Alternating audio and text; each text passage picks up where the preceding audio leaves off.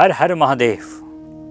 પવિત્ર શ્રાવણ માસમાં પ્રસ્તુત છે ભગવાન શિવ મહિમાની સાથે દ્વાદશ જ્યોતિર્લિંગનું પૌરાણિક મહાત્મ્ય અને તેની ઐતિહાસિક ગાથાઓ. સૌરાષ્ટ્રે સોમનાથમ ચ શ્રી શૈલે મલ્લિકાર્જુનમ ઉજ્જૈન્યામ મહાકાલમોંકાર મમલેશ્વરમ પરલ્યામ બૈજનાથમ ચ ડાકિન્યામ ભીમશંકરમ સેતુબંધેતુ રામેશમ નાગેશમ દારુકા વને વારાણસ્યામ તુ વિશ્વેશમ ત્ર્યંબકમ ગૌતમી તટે હિમાલયે તુ કેદારમ ગુષ્મેશમ ચ શિવાલયે એતાની જ્યોતિર્લિંગાની સાયં પ્રાતઃ પઠેન્નરઃ સપ્ત જન્મ કૃતમ પાપમ સ્મરણેન વિનશ્યતિ. આજના એપિસોડમાં દર્શન કરીએ ઝારખંડમાં બિરાજતા ભગવાન વૈજનાથ જ્યોતિર્લિંગના અને જાણીએ આ ધામમાં થઈ રહેલી ભવ્ય કાવડ યાત્રા વિશે. વૈજનાથ ધામનું નામ કાવડ યાત્રા સાથે પણ જોડાયેલું છે.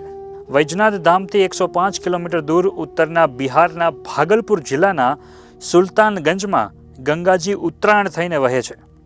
શ્રાવણ માસમાં કાવડિયાઓ સુલતાનગંજથી પવિત્ર ગંગાજળ કાવડમાં ભરીને પગે ચાલીને 105 કિલોમીટર વૈજનાથ ધામ લઈ જાય છે. ગુજરાતમાં જેમ પગપાળા યાત્રા માટે અંબાજી, દ્વારકા, ડાકોર કે અન્ય તીર્થો છે, તેવી જ રીતે ઝારખંડમાં વૈજનાથ ધામ કાવડ યાત્રા માટે સુપ્રસિદ્ધ છે. પ્રશાસન દ્વારા મળતી માહિતી મુજબ દર શ્રાવણ માસે 50 લાખથી પણ વધુ શ્રદ્ધાળુઓ બાબા વૈજનાથના દર્શને પધારે છે. કાવડિયાઓ વૈજનાથ આવીને શિવગંગામાં સ્નાન કરીને શુદ્ધ થાય છે અને વૈજનાથ મંદિરમાં આવીને શિવજીનો કાવડમાં લાવેલ ગંગાજળથી અભિષેક કરે છે. કાવડિયાઓ બોલ બમનું રટણ કરતા કરતા કાવડ યાત્રા કરે છે.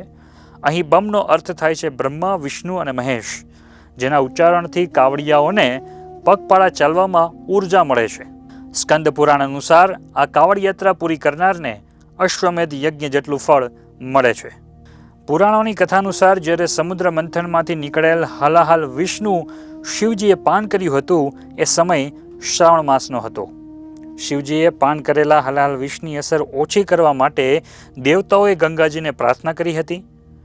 બીજી કથા અનુસાર એવું પણ માનવામાં આવે છે કે કાવડ યાત્રાની શરૂઆત ત્રેતા યુગમાં ભગવાન રામે કરી હતી. ત્યારથી આ કાવડ યાત્રાની પરંપરા અવિરત છે.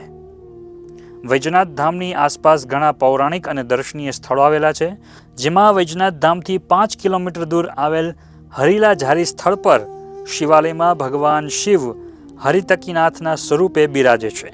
બીજું સ્થળ છે ત્રિકુટ પહાડ, કે જે ત્રિકુટાચલ પર્વત તરીકે પણ ઓળખાય છે, જ્યાંથી મયુરાક્ષી નદીનો ઉદ્ભવ પણ થયેલો છે. ત્યારબાદ રાવણે જે સ્થળ પર તપસ્યા કરી હતી તે તપોવન પણ દર્શનીય સ્થળ છે. આ સિવાય અજગેબીનાથ, બૈજુ મંદિર, વાસુકીનાથ મંદિર, દેવસંગ મઠ, હાથી પહાડ, જૈન મંદિર, કઠીકુંડ, કુંડલેશ્વરી, લીલા મંદિર, નંદન પહાડ અને નવલખા મંદિર જેવા અનેક સ્થળો અહીં દર્શનીય છે. તો આ હતી ઝારખંડમાં બિરાજતા શ્રી વૈજનાથ જ્યોતિર્લિંગની દિવ્ય કથા અને તેનું ધાર્મિક તથા પૌરાણિક મહત્વ. આવો શ્રાવણ માસમાં ભગવાન શિવની આરાધના કરીએ અને તેમની કૃપા પ્રાપ્ત કરીએ. હર હર મહાદેવ.